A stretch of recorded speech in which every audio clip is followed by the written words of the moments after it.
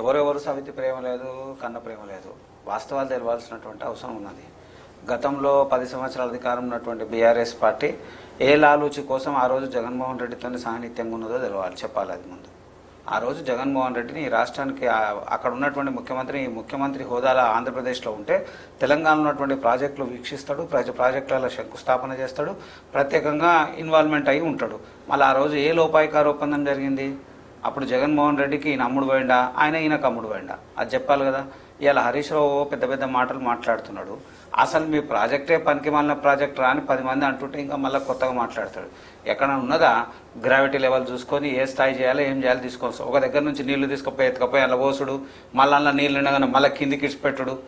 అరే నేమో ఎత్తున్నాం పోస్తున్నాం, 3 ఏళ్ళ నుంచి అదే పని ఉంది. ఎత్తుతున్నాం అందులో పోస్తున్నాము, మళ్ళీ వాడికే పోతున్నాయి. అరే 12,000 కోట్ల రూపాయలు ఖాళీ కరెంటు బిల్లు కట్టాం. 13,000 కోట్ల రూపాయలు వివిధ మరమ్మతులకు 270 కోట్లు మరమ్మతులకు అవుతుంది. ఖాళీ వడ్డీ రూపాయలు 13,000 కోట్లు కడతా ఉన్నాం ప్రతి సంవత్సరం. అరే దేశం ఉన్నటువంటి రాష్ట్రం ఉన్నటువంటి బడ్జెట్లో 20% పైగా దీనికే పోతా ఉంది. అరే ఏం ప్రాజెక్టులు, ఏం చేస్తున్నారు, ఎట్లా చేస్తున్నారు, ఏం సంగతి. కాళేశ్వరానికి సంబంధించి ఇప్పుడు కృష్ణా జిల్లాలకు సంబంధించి అదే లింక్ ఇదంతా కదా. ఆ లింక్ అంతా ఇదే కదా. ఇవాళ వీళ్ళు మాట్లాడుతున్నారు, అక్కడ మాట్లాడుతుంటే బనకచెర్ల ప్రాజెక్ట్ గురించి ఏది ఇవాళ మాట్లాడేది కాదు, గత ప్రభుత్వమే మాట్లాడేది. ఎందుకు మాట్లాడలేదు? అసలు మేము బనకచెర్ల అనే దానికి అసలు అప్పుడు మా ముందు ఆ పేరే తీసుకురాలేదు.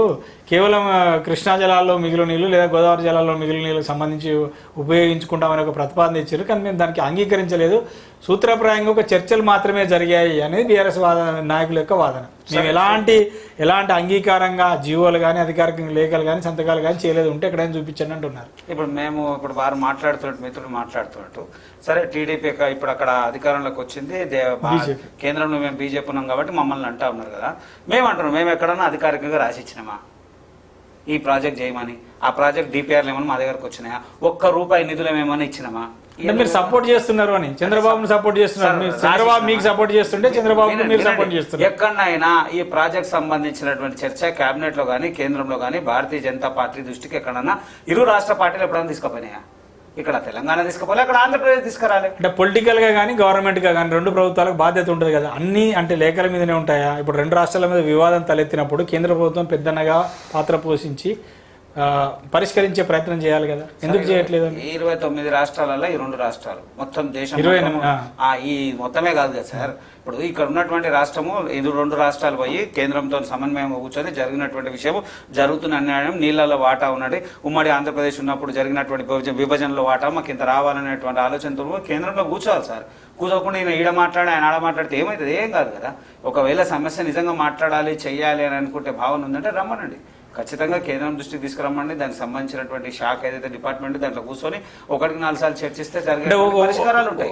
ఒక పాయింట్, ఇప్పుడు 2 రాష్ట్రాలుగా తెలుగు రాష్ట్రాలు విడిపోయి 11 సంవత్సరాలు పూర్తయినప్పుడు కూడా ఇప్పటికీ నాగార్జున సాగర్ డ్యామ్ నిర్వహణ పైన కేంద్ర ప్రభుత్వం ఆధ్వర్యంలో పనిచేస్తున్న సిఆర్పిఎఫ్ బలగాలే ఉన్నాయి. 11 సంవత్సరాలు అయిపోయినా కూడా అంటే ఏదో ఒక రాష్ట్రానికి నిర్వహణ బాధ్యతను అప్పగించేందుకు కేంద్రం ఎందుకు వెనక్కిపోతుంది? ఏం వెనక్కి పోతలే సార్. దానికి సంబంధించిన 2 రాష్ట్రాలు కూడా సమన్వయంగా పనిచేస్తే ఖచ్చితంగా హ్యాండ్ ఓవర్ చేయడానికి సిద్ధంగా ఉంది. దాంట్లో ఏమాత్రం సందేహం లేదు.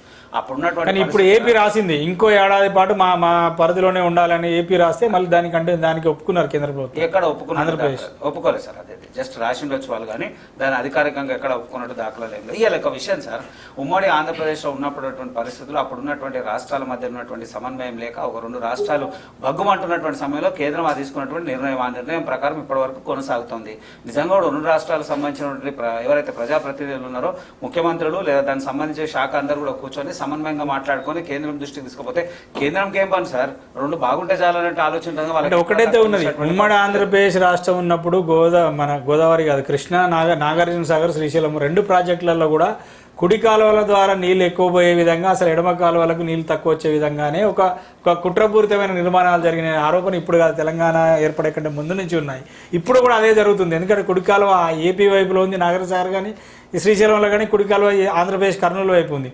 సో దానివల్ల వాళ్ళ వైపు ఉన్నటువంటి వాటిలో వాళ్ళు ఎక్కువ నీళ్ళు తీసుకుపోతున్నారు. మా వైపు ఉన్నటువంటి 2 ఎడమ కాలువలు, శ్రీశైలం కావచ్చు, నాగార్జున సాగర్, అసలు ఉన్న నీటిని కూడా వాడుకునేందుకు అందులో వెసులుబాటు లేకుండా అప్పుడే అలాగా కుడి కాలువకు ఎక్కువ ప్రేమ, ఎడమ కాలువకు తక్కువ ప్రేమతో చూపించారు. ఆ డిజైనింగ్ ఎట్లా చేశారనేది ఉన్నది. ఇప్పటికీ అది కొనసాగుతుంది. సో దాన్ని ఎట్లా బ్యాలెన్స్ చేయొచ్చు సార్? ఒక తెలంగాణ వాదిగా ఆ రోజు ఉన్నటువంటి పరిస్థితిలో తెలంగాణవాదిగా నీళ్లు నియామకాలు నిధులు అనేటువంటి అంశం మీద తెలంగాణ అస్తిత్వం కోసం కొట్లాడినటువంటి తెలంగాణవాదిగా నేను చెప్తాను, నిజంగా అన్యాయం జరిగింది.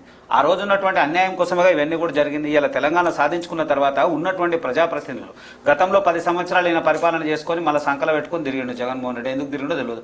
ఆ రోజే ఖరాఖండిగా మాట్లాడే అవసరం ఉండే, దానికి సంబంధించినటువంటి విషయాలు తీసుకొచ్చే అవసరం ఉండదు. ఏం తీసుకురాకుండా అరే సార్ దగ్గర ఉన్నటువంటి ఆ ఫ్లోరైడ్ బాధితుల కోసం ఆ పక్క నుంచి పోయేటువంటి నీళ్ళని తీసుకుపోయి ఇక్కడ నుంచి తీసుకుపోయి ఆడబోస్తాడా? గాడికి నాడు పోయినగా రాలేదు ఈ ప్రభుత్వానికి.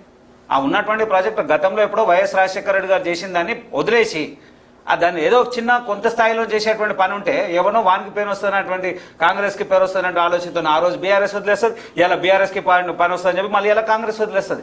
సార్ నిజంగా కూడా నీళ్లు నియామకాలు నిధుల కోసం ఉన్నటువంటి వ్యక్తులం కాబట్టి ఇలా కూడా చెప్తా ఉన్నాం, తెలంగాణకు అన్యాయం జరిగితే వదిలే ప్రసక్తి లేదు. మళ్ళొక్కసారి తెలంగాణ ప్రతి విద్యార్థి కానీ తెలంగాణ ప్రతి ఒక్కరు కూడా మళ్ళీ యుద్ధం చేసేటువంటి పరిస్థితికి సిద్ధంగా ఉన్నారు. దాంట్లో ఏమాత్రం సందేహం లేదు. అంటే తెలంగాణ నీటి ప్రయోజనాలకు ఆటంకం కలిగినా లేదా ఇబ్బంది కలిగినా తెలంగాణ భారతీయ జనతా పార్టీగా కేంద్ర కిషన్ రెడ్డి ఉన్నారు, బండి సంజయ్ ఉన్నారు, సరే 8 మంది ఎంపీలు ఉన్నారు, మీరు బీజేపీ ప్రతినిధిగా మాట్లాడుతున్నారు. తెలంగాణ శాఖ భారతీయ జనతా పార్టీ కానీ తెలంగాణలో బీజేపీ నాయకులు కానీ కేంద్ర ప్రభుత్వం దగ్గరికి వెళ్ళి మోదీ దగ్గరికి వెళ్ళి లేదా కేంద్ర జనవనరుల శాఖ మంత్రి పాటిల్ దగ్గరికి వెళ్ళి ఖచ్చితంగా మీరు కొట్లాడతారా? తప్పకుండా సార్. ఒత్తిడి తీసుకొస్తారా?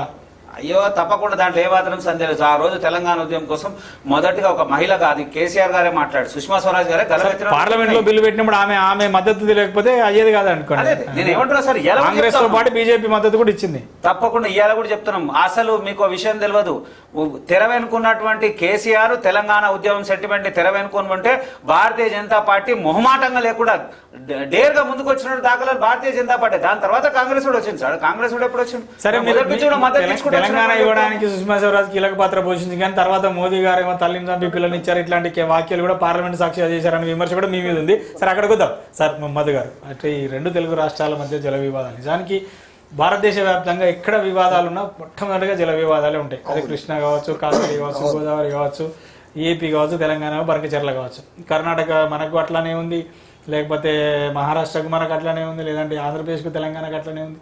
ఎక్కడ అంటే ఇది సహజ వనరులు కాబట్టి జలవనరులు అంటే సహజంగా వనరులు. సో దాంట్లో ఎవరికైనా వాళ్ళు ప్రపోర్షనేట్ వాటా కోరుకుంటారు, తప్పులేదు అందులో. కానీ ఆ ప్రపోర్షనేట్ వాటాలోనే హెచ్చు తగ్గుల వల్ల ఈ సమస్యలు వస్తున్నాయని వీటిని ఎట్లా పరిష్కరిస్తే బాగుంటుంది? అదే అంటే యాక్చువల్గా ఉమ్మడి జలాలతో పాటు ఉమ్మడి ప్రాజెక్టులు కావడం కూడా మనకు కాస్త డెడికేషన్. ఇప్పుడు ఏమంటే ఒకే ప్రాజెక్టు పైన 2 రాష్ట్రాల నిర్వహణ అని వచ్చినప్పుడు నేను నిర్వహిస్తానంటే నేను నిర్వహిస్తాను, నిర్వహణ ఎందుకు కోరుకుంటున్నారు అనేది మనం ఆలోచించాలి. ఇవాళ తెలంగాణ బోర్డు సమావేశంలోన మాకు మెయింటెనెన్స్ అధికారం మాకు ఇవ్వండి, ఇంకెన్నాళ్ళు అక్కడ సిఆర్పిఎఫ్ బలగాలు పెడతారంటే కనుక వాళ్ళు ఇవ్వలేదు. వాళ్ళు ఏమన్నారు, December 30th దాకా సిఆర్పిఎఫ్ ఉంటుంది, తర్వాత సమావేశంలో చూద్దామని. అసలు సిఆర్పిఎఫ్ బలగాలు అక్కడ రావడానికి కారణం ఏంటి? November 2023 నవంబర్లోన అప్పుడు భగ్గుమనడము, గొడవలు జరగడం. ఎప్పుడండి? డిసెంబర్లో ఎలక్షన్స్ అంటే నవంబర్లో అర్రలు చేస్తే కనుక ఏ జనాలకు అది నమ్మబుద్ధి అవుతుంది? జగన్ కేసీఆర్ కలిసి నాట